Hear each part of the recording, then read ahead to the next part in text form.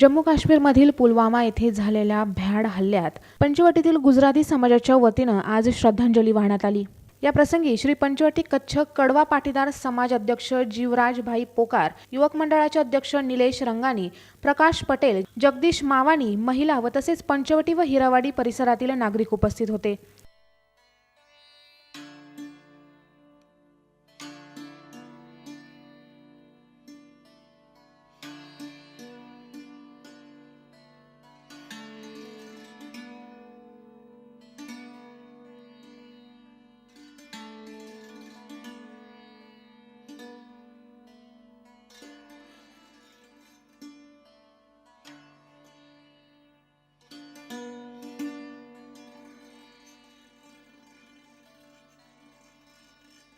Nine news bureau Nashik.